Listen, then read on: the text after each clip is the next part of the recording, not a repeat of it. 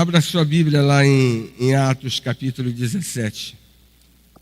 Segunda metade do capítulo, a partir do verso 16. Irmãos, depois de nós observarmos a passagem de Paulo por Tessalônica e por Bereia, onde, de um lado, eles tiveram sucesso, êxito na pregação do Evangelho, mas foram duramente perseguidos, Paulo segue para Atenas, conforme você vê aí a partir do verso 16. E a lição que parece ser observada nesses versículos que nós temos aí, é que pregar o Evangelho para uma sociedade pagã e secularizada sempre foi um grande desafio para a igreja. E é isso que nós observamos pela primeira vez e agora, na segunda viagem missionária, Paulo vai enfrentar esse tipo de situação que nos convém considerar. Alguns consideram que a experiência de Paulo aqui em Atenas é o ponto alto das 3 viagens missionárias de uma maneira geral. Não há tanta concordância com relação a isso. É mais provável que nós tenhamos aqui nessa experiência de Paulo em Atenas simplesmente uma descrição feita por Lucas, um competente historiador, do encontro de Paulo com uma das realidades que frequentemente a igreja vai ter que enfrentar durante a sua trajetória ao longo de toda a história. E como isso é pertinente?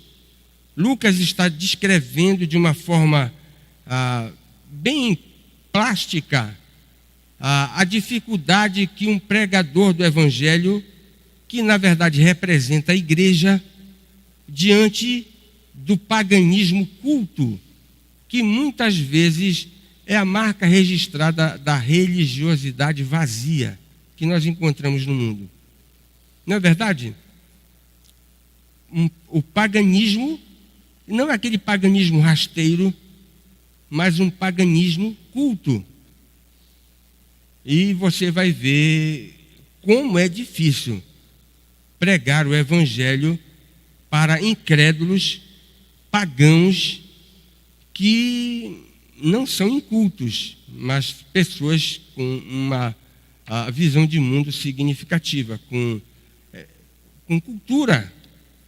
E pregar o Evangelho em contextos assim é uma responsabilidade grande para a igreja e um desafio enorme que nós podemos observar ao longo da história. Ao que tudo indica, era a primeira vez que o apóstolo dos gentios estava pisando naquela cidade. Pode parecer até estranho, né? Um homem da envergadura de Paulo não conhecia Atenas. Mas parece que essa é a realidade. Atenas era a mais importante cidade da Grécia Antiga e a sede do poder intelectual que influenciava o mundo daqueles dias.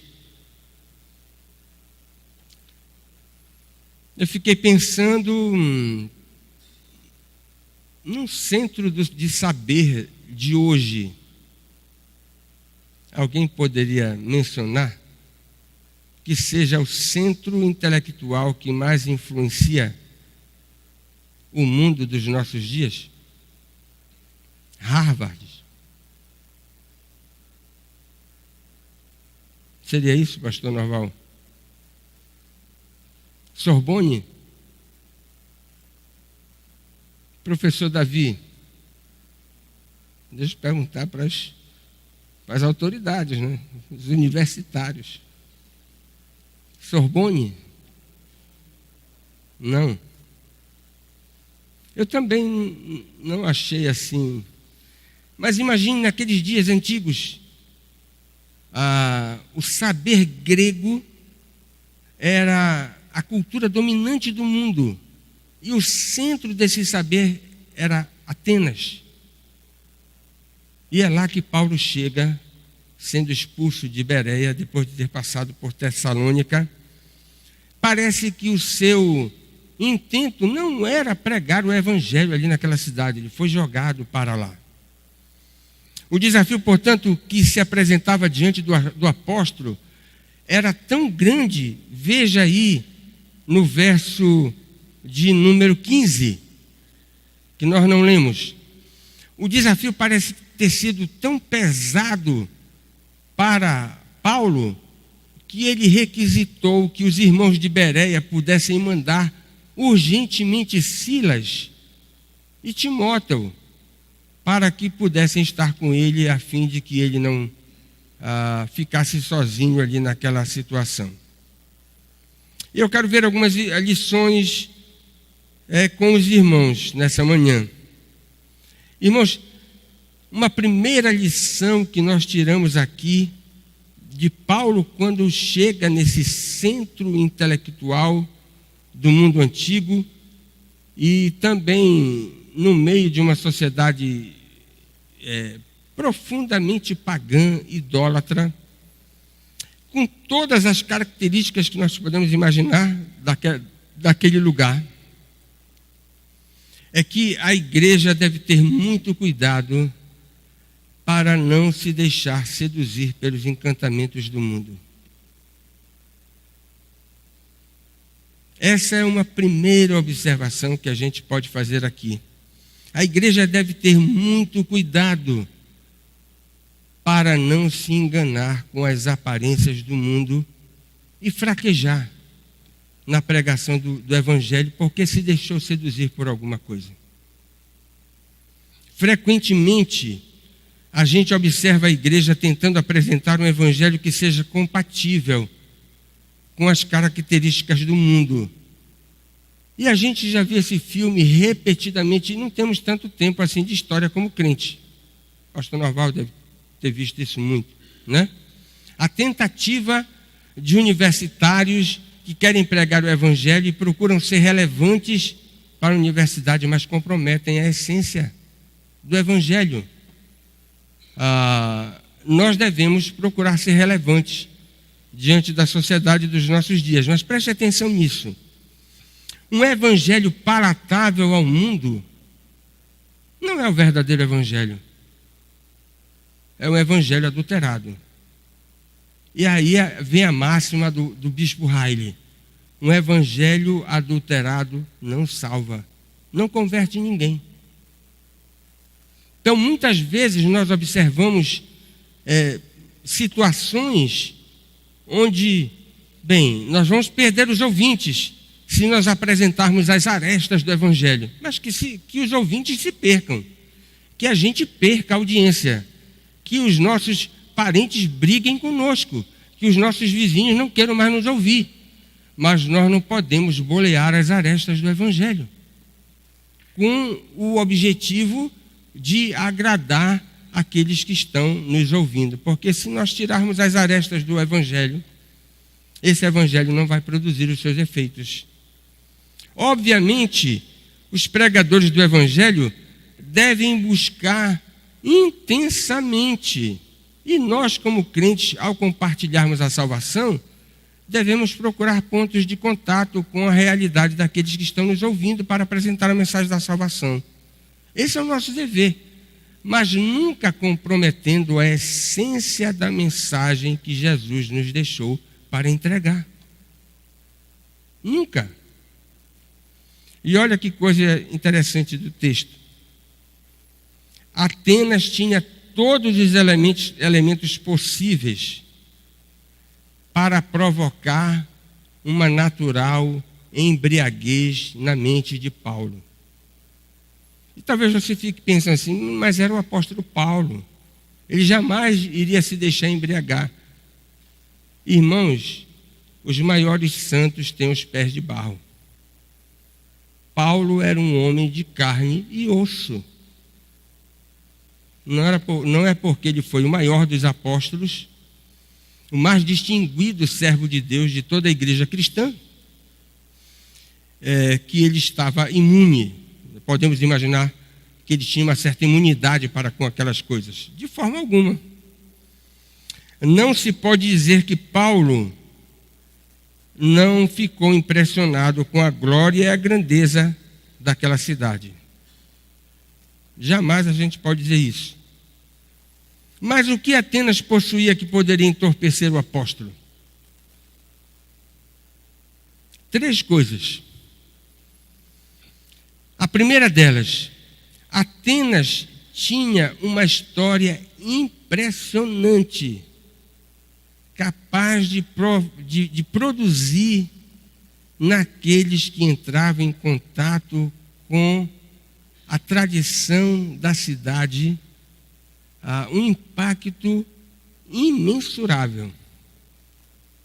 Olhe lá, a cidade se orgulhava de ser o domicílio dos maiores filósofos da antiguidade e o palco das maiores lutas e notáveis progressos na esfera da liberdade humana. Isso era alguma coisa que não se poderia desprezar e que iria impressionar, impactou profundamente a vida daquele missionário cristão. Segunda coisa, Atenas era uma cidade reconhecida como tendo uma arquitetura esplendorosa. História impressionante, arquitetura esplendorosa. Atenas era um monumento mundial da estética e da arte. Será que o apóstolo não tinha percepção do belo? Claro que tinha. A arquitetura, a escultura, a beleza de Atenas eram sem rival na antiguidade. E nós podemos dizer, naqueles dias, não havia muito tempo, a cidade havia passado pelo seu período mais áureo da produção artística, no que diz respeito à arquitetura e escultura. Terceiro, Atenas era conhecida pelo seu conhecimento sofisticado. A mais respeitada universidade do mundo da época estava lá. E a cidade destilava a sua arrogância na discussão dos temas mais complexos e das teses mais atualizadas. Conhecimento de ponta estava ali. E a gente sabe que o apóstolo Paulo tinha uma mente genial. Tudo isso poderia entorpecer a mente de Paulo para que ele não apresentasse o evangelho com as suas verdadeiras cores. Era um quadro muito difícil de ser enfrentado. Eu resumi aqui. Era um caldeirão fervente que misturava tradição morta, vaidade desmedida e um orgulho insidioso. Esse era o pano de fundo com o qual Paulo estava se defrontando pela primeira vez ali naquele lugar. Não é preciso supor que Paulo fosse cego a todas essas características, a beleza de tudo isso. Mas ele não se impressionou com toda essa monumental situação, porque ele cria que se história, beleza e conhecimento não estivessem sujeitos a Deus, essas coisas perderiam seu valor. Ele conhecia muito bem isso. Deve ser lembrado, preste atenção nisso, que há um certo paralelo entre a experiência de Paulo em Atenas com aquilo que Jesus experimentou quando foi tentado no deserto. E talvez eu acrescentaria aqui uma outra coisa. Há um paralelo com aquilo que Adão experimentou no Éden. Você sabe quais são as 3 vias que nos conduzem ao pecado? O apóstolo João nos mostra isso na sua primeira carta. Concupiscência da carne, concupiscência dos olhos, soberba da vida. Lá em Atenas, essas 3 vias estavam colocadas diante do apóstolo dos gentios. As mesmas tentações que Jesus enfrentou no deserto e venceu. As mesmas tentações que Adão enfrentou no Éden e perdeu. É por isso que o apóstolo Paulo, escrevendo aos Romanos, diz assim: Jesus é o segundo Adão. E aqui em Atenas você tem essas 3 vias. Nessas 3 características que eu mencionei. A igreja, portanto, deve ter muito cuidado para não se deixar embriagar pelas luzes do mundo, pelos encantos do mundo, pelas seduções do mundo e sacrificar a essência do Evangelho.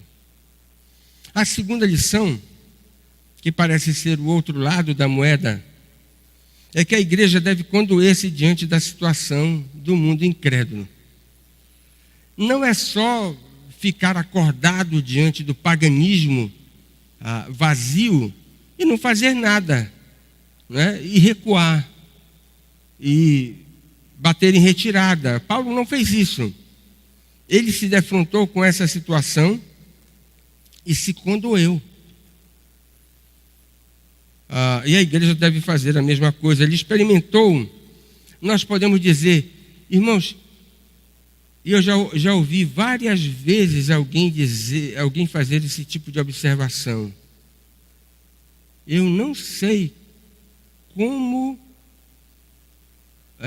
de que tamanho é a dor que o coração de Deus experimenta quando nós observamos aqui na nossa cidade 2 milhões de pessoas correndo atrás de uma... Você aqui, carinhoso, né? De uma berlinda colorida. Não é verdade? Parece que Paulo experimentou os mesmos sentimentos do coração de Deus quando o Criador de todas as coisas observa a situação mais vexatória que nós podemos verificar na experiência humana. Você quer ver como alguém está numa situação terrivelmente vexatória? É quando essa pessoa troca, né, a adoração pelo Criador para adorar a criatura. Essencialmente isso se chama idolatria. Quando nós substituímos o objeto de culto, que deve ser exclusivamente a pessoa de Deus, por qualquer outra coisa, ou alguém, né? E nesse caso Paulo estava experimentando isso. Lucas não estava lá, mas certamente a descrição que ele fez a respeito dos sentimentos experimentados pelo apóstolo está corretíssima. Veja o verso 16. Ele usou uma expressão específica para registrar isso. O verso 16 diz, olha, o seu espírito se revoltava. A primeira coisa que nós devemos observar com relação a essa expressão usada por Lucas é que essa sensação, designada como uma revolta interna, não era alguma coisa que nós poderíamos classificar de carnal, como carnal.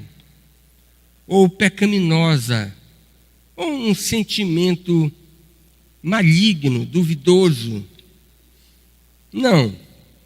Trata-se de uma indignação santa, ponderada, sob controle, a mesma que Jesus experimentou quando estava diante dos vendilhões do templo, e você tem 2 episódios nos evangelhos descritos desse tipo de reação experimentada pelo nosso Salvador.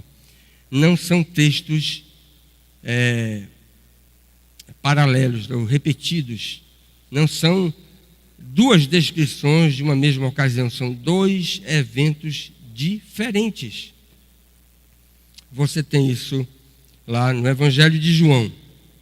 Portanto, nós podemos dizer que Deus sente ciúmes, zelo, que talvez seja a palavra mais correta do ponto de vista bíblico, que o próprio Senhor manifesta diante das variadas expressões do homem contrariando as suas prescrições santas. E preste atenção nisso, especialmente no que diz respeito ao capítulo da idolatria.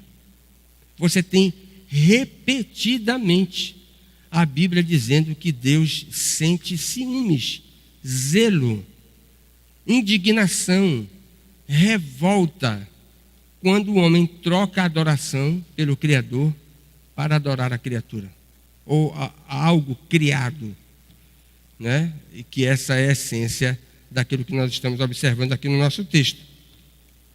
Portanto, o nosso Criador e Salvador, ele tem o direito de exigir, preste atenção nisso, exclusividade de culto. Essa não é a tese que nós temos por trás do primeiro e do segundo mandamentos?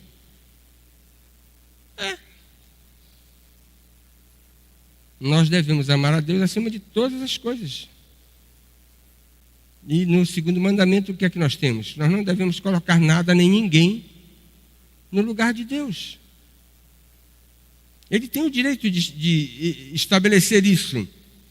E pautar, medir o grau da nossa fidelidade para com a sua pessoa através desses 2 critérios. Não é verdade? Ele tem direito. Então, se nós queremos testar a nossa fidelidade a Deus, nós precisamos observar se nós estamos adorando o Deus que nós professamos com todas as potências e faculdades do nosso ser. Nada pode nos exigir, em termos de entendimento, paixões e vontade, acima daquilo que nós acreditamos a pessoa do nosso Senhor. Não é? Nem o Papão, nem o Corinthians. A nossa paixão suprema deve ser Jesus Cristo. Né? E a gente ouve muita gente aí com um calor medonho por determinadas coisas e por Jesus não tem esse calor todo, né? Eu fico, Davi, isso me embaraça, eu confesso, né? Eu fico assim, um tanto desajeitado, né? Um hobby. Camarada gosta demais de passarinho. Pensa em passarinho. Meu irmão, eu queria 30% dessa tua paixão por passarinho para Jesus Cristo. O outro gosta de carro. Não tem nenhum problema. Que cada um gosta de carro. Mas o cara ama tanto o carro. Meu irmão, 30% desse teu amor por carro deveria ser para Jesus Cristo. E por aí vai. Irmãos, nós não podemos amar qualquer coisa que seja, ainda que legítima, mais legítima, né? Bora pegar o professor lá, química, né? Ama química e agora ama química mais do que Jesus. Não pode. Letras. Não é possível, minha filha. Não é? Amar letras mais do que Jesus. Matemática. Cadê o professor? Não está aqui. Pedagogia. Não. Jornalismo também não.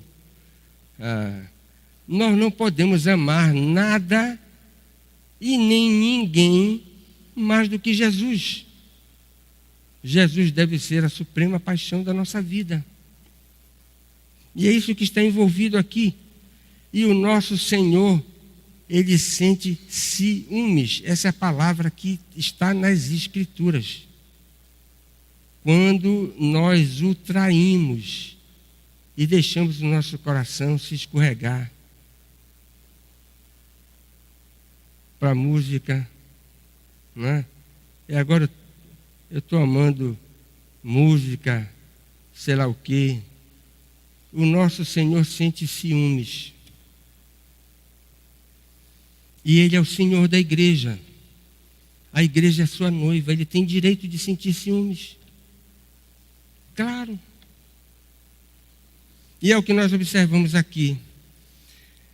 Irmãos, esse foi o sentimento que levou Jesus Cristo a purificar o templo.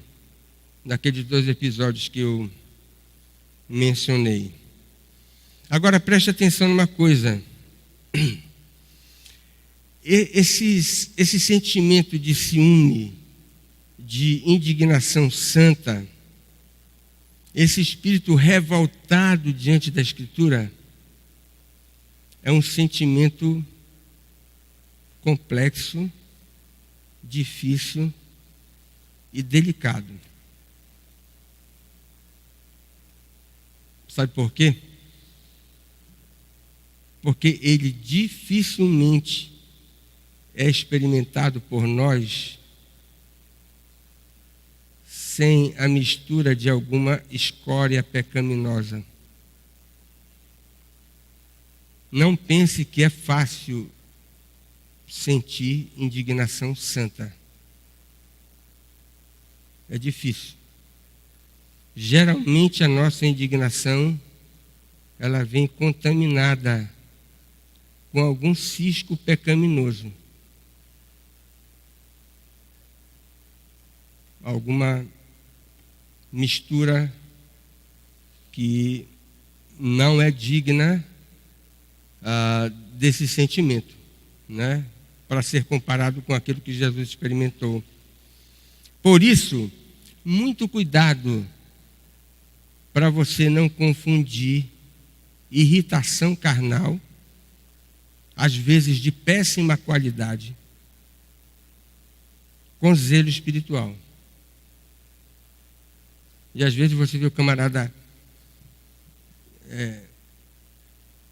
irritado com alguma coisa, a irritação é carnal e é de péssima qualidade.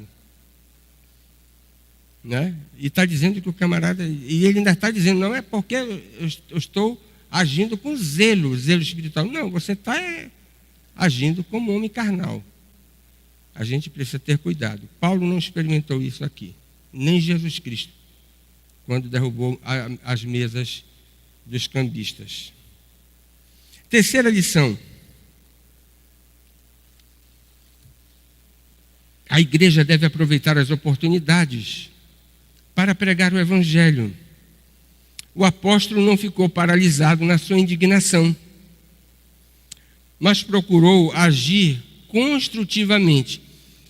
Ele estava diante de um quadro inédito e difícil do paganismo culto. Ele experimentou no seu coração o ciúme de Deus, o zelo de Deus. Então ele não podia ficar de braços cruzados. Ele vai então agir para compartilhar o Evangelho. Preste atenção no texto, com 3 grupos. Veja aí no verso de número 17. E a partir do verso 18 você tem o terceiro grupo. Primeiro, ele compartilhou o evangelho com os religiosos da sinagoga. Você tem aí no verso 17, judeus que congregavam nessa instituição. Depois com gentios, gentios piedosos, também na sinagoga. Mas veja no verso 17, ele foi para a praça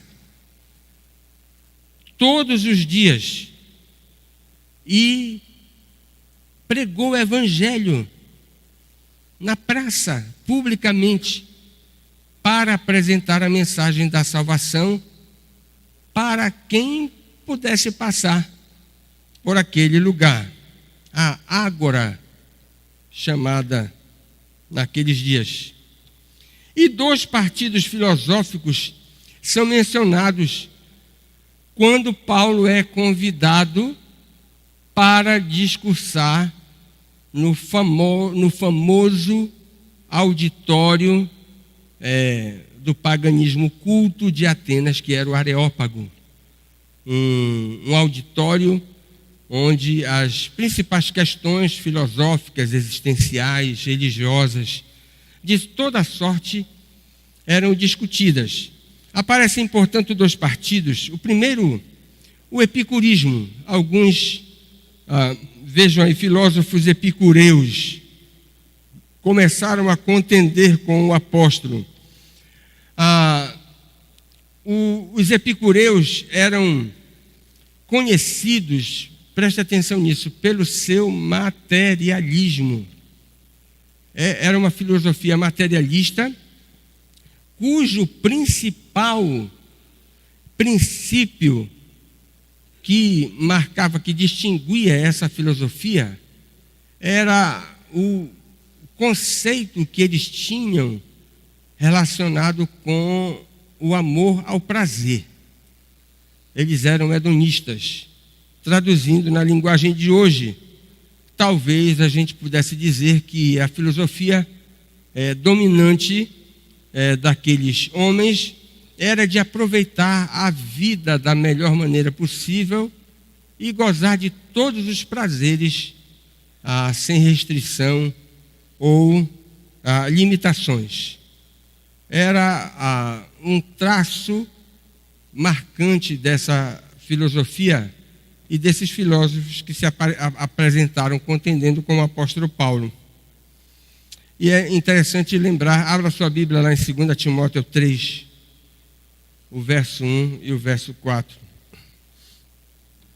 Diz o apóstolo: nos últimos dias sobrevirão tempos difíceis.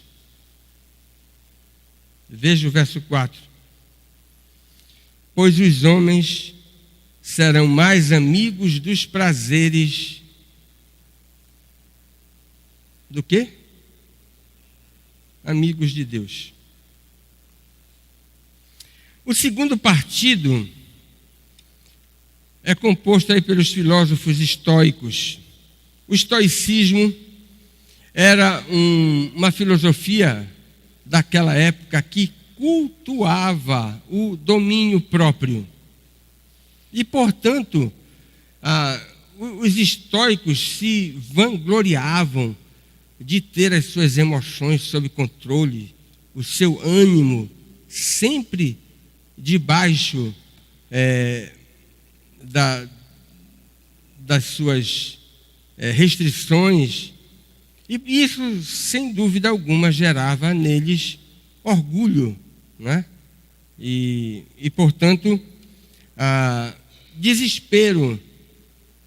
Não raro, eles não conseguiam sublimar os seus próprios sentimentos. Sublimar os seus próprios sentimentos. E uma outra característica também do estoicismo, que eles confundiam a criação com o Criador. Eles sustentavam uma espécie de panteísmo que misturava essas duas coisas. Portanto, nessas duas filosofias, nesses 2 partidos, você tem as principais deficiências. E é por isso que Lucas registra esses dois partidos, que eles são representativos das principais deficiências que caracterizavam a sociedade decaída ali de Atenas. Materialistas, amantes do prazer, eram orgulhosos, né? E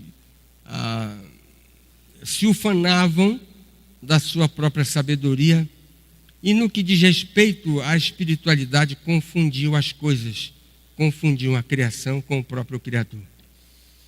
Então você tem mais ou menos um quadro pintado por Lucas daquilo que o apóstolo Paulo está se defrontando naquele momento de pregar o Evangelho. Naquela ocasião específica, Paulo então apresenta o Evangelho, mas é ridicularizado. Veja aí o verso de número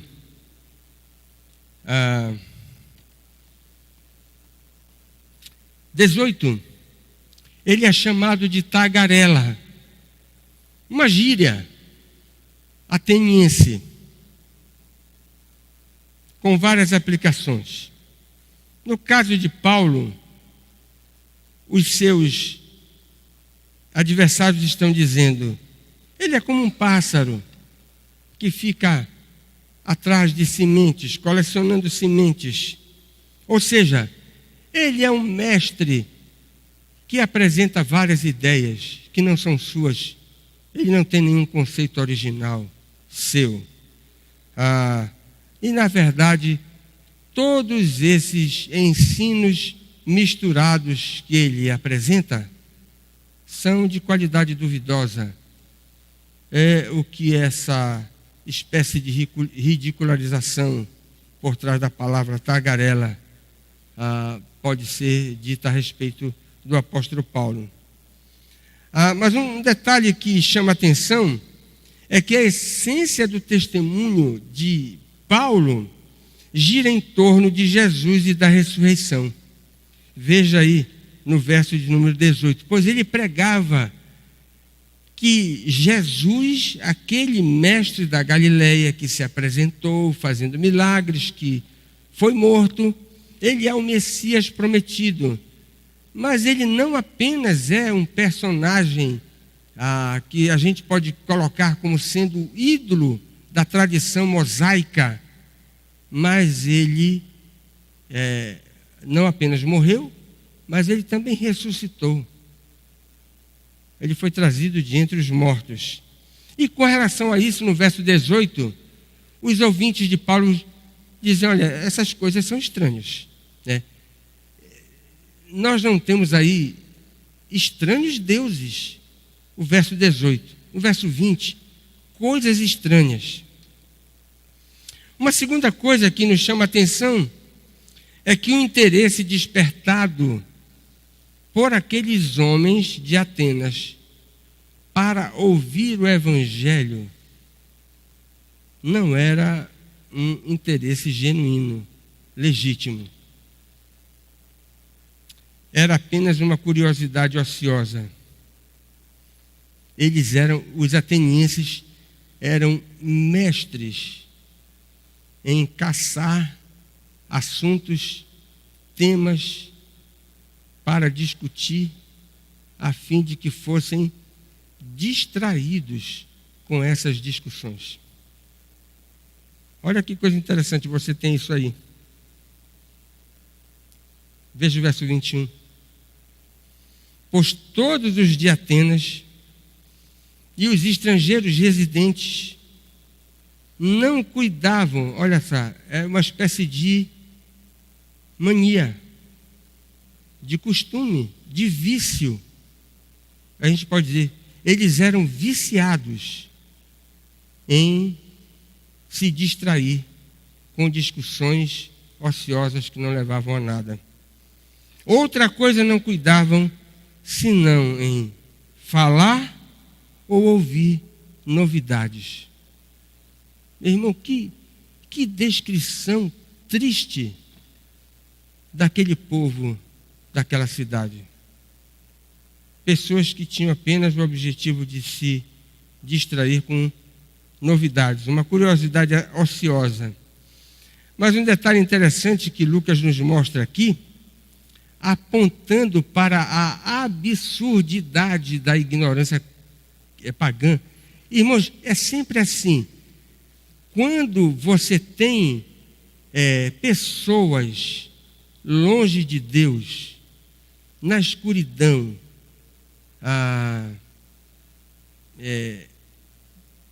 mortos em delitos e pecados, que se julgam como sendo os maiores expoentes do mundo, sabedores de tudo, frequentemente você observa nos incrédulos um comportamento patético. Porque a ignorância, em algum momento da história, vai se revelar. E olha que coisa interessante aí você tem no verso 18. Uma coisa engraçada que Lucas diz. Por que aqueles homens disseram: olha, vocês estão nos falando de estranhos deuses, de coisas estranhas?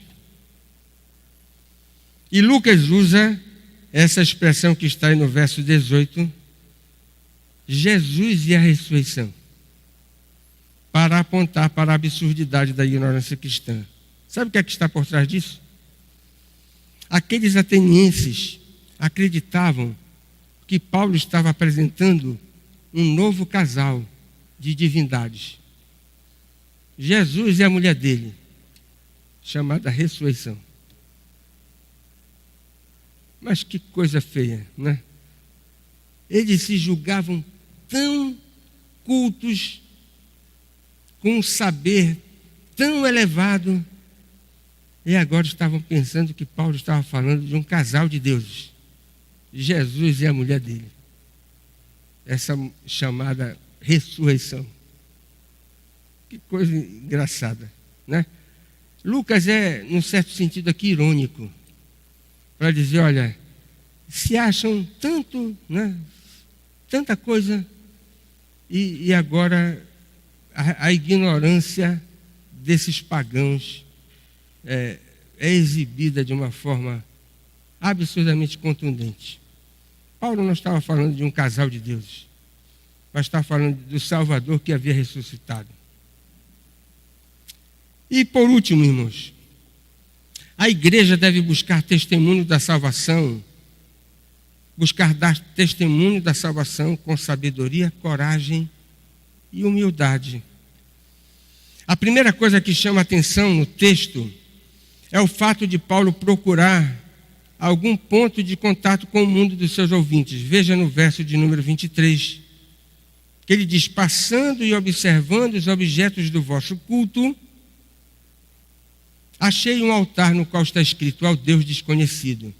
Você não deve interpretar aqui que Lucas está dizendo que aqueles atenienses adoravam inconscientemente o Deus verdadeiro, porque é justamente isso que ele não está dizendo.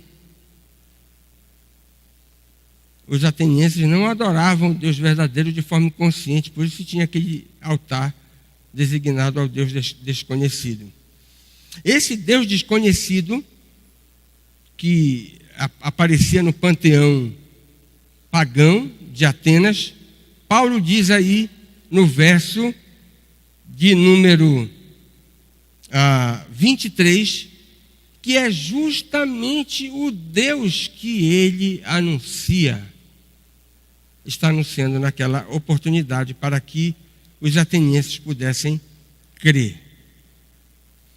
E no seu discurso acerca desse Deus, ele diz algumas coisas interessantes. Primeiro que diz, ele é o Criador do universo. Ele é o mantenedor da existência. Ele é o governador das nações. Ele é o autor da vida. se alguém vem com uma outra divindade, nós estamos dizendo que nós somos tolerantes e inclusivos, né? Temos até um altar para divindades que nós ainda não conhecemos. E o apóstolo Paulo aproveita esse gancho, né? Esse ponto de contato, e diz: olha, esse Deus que vocês não conhecem é precisamente esse que eu vos anuncio. Ele é o Criador do universo, o mantenedor da existência, governador das nações, autor da vida e juiz do mundo. Mas, irmãos, pregar o Evangelho, acentuando essas características do verdadeiro Deus, isso é muito importante. Mas é preciso uma chave final. Correto? E você tem aí no verso de número 30 e o verso 31. Depois de apresentar algumas características distintivas da divindade que Paulo servia e cultuava, ele conclui o seu sermão com uma vigorosa chamada ao arrependimento. Preste atenção nisso. E aqui nós temos duas críticas que geralmente são levantadas a respeito do discurso de Paulo em Atenas. Primeira crítica: alguns dizem, o discurso em Atos é uma elaboração de Lucas para mostrar a forma ideal de apresentação do Evangelho para um público exigente e sofisticado. Essa suspeita não tem fundamento, é improcedente, simplesmente porque no discurso de Paulo ele não faz uma adaptação do Evangelho. Ele simplesmente apresenta princípios elementares da teologia, de toda a teologia bíblica. Não tem nenhuma espécie de arranjo, né, de conformação para agradar os ouvintes com a apresentação daquelas características distintivas da divindade que Paulo estava apresentando como sendo o Deus da salvação. Mas tem uma segunda crítica. Nós temos um fraco resultado em Atenas. E alguém diz o seguinte: isso aconteceu em virtude de um discreto afastamento do pregador da cruz de Cristo. E tal crítica diz assim: olha, nós temos até um certo apoio. Abra 1 Coríntios capítulo 2, verso 2. 1 Coríntios 2, 2. Porque eu decidi nada saber entre vós, senão a Jesus Cristo e este crucificado. E quando você observa, veja no capítulo 18 de Atos, qual é a próxima cidade que Paulo vai? Corinto. E é para os coríntios que ele escreve: porque eu decidi nada saber entre vós, senão a Jesus Cristo e este crucificado. Tem uma adversativa aí no verso 34, que tem um certo tom corretivo. Houve, porém, indicando que não foi um fracasso total, tendo em vista que alguns creram.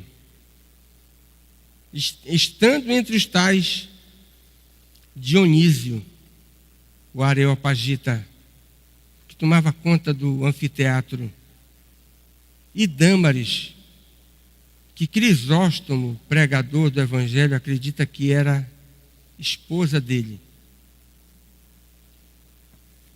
Paulo provavelmente, diz Robertson, Paulo provavelmente se sentiu um tanto humilhado, como muitos pregadores têm se sentido desde aquele tempo, por verem um fraquíssimo resultado dos seus esforços sinceros na pregação do Evangelho.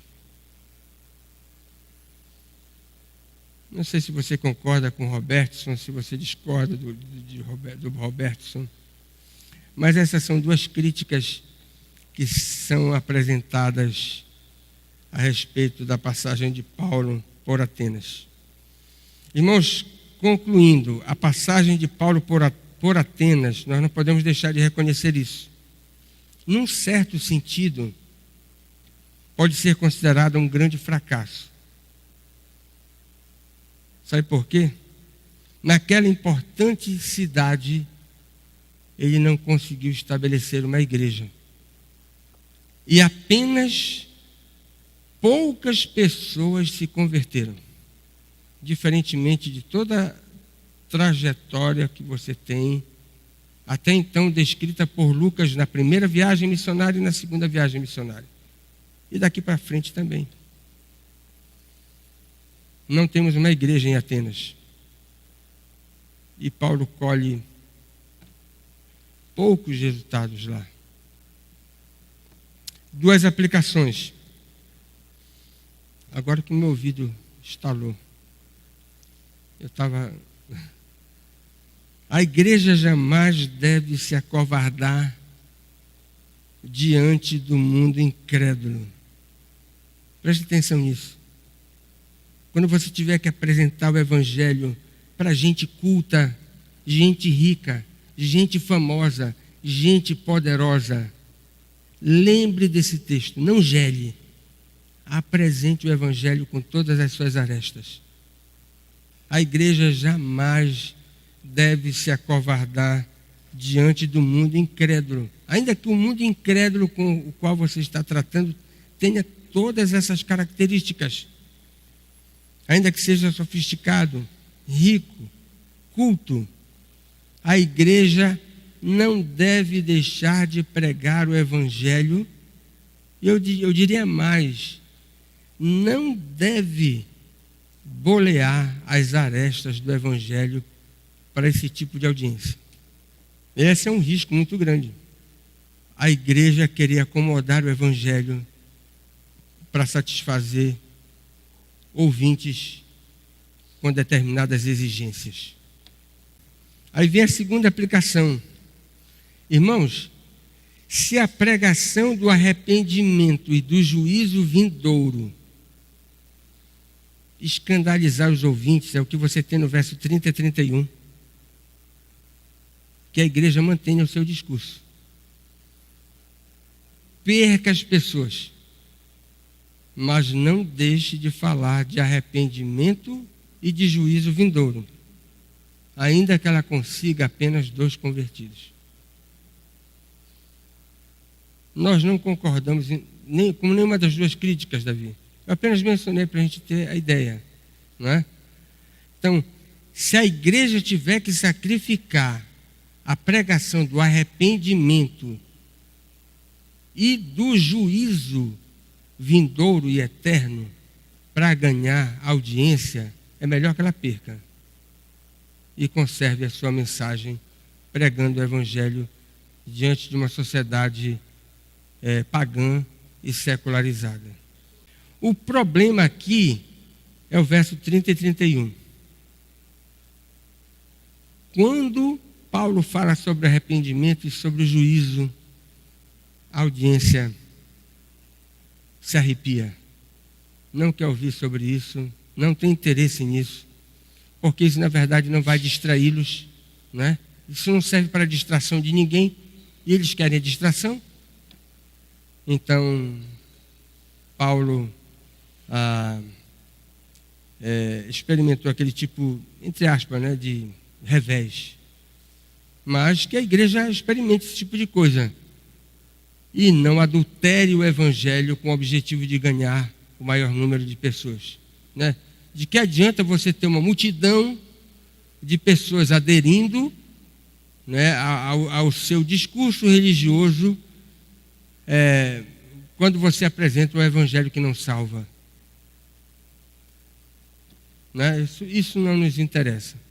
Nós devemos conservar a pregação, ainda que a gente perca a audiência dos nossos ouvintes, parentes, vizinhos, colegas de trabalho, aqueles para os quais Deus nos tem enviado para pregar o Evangelho.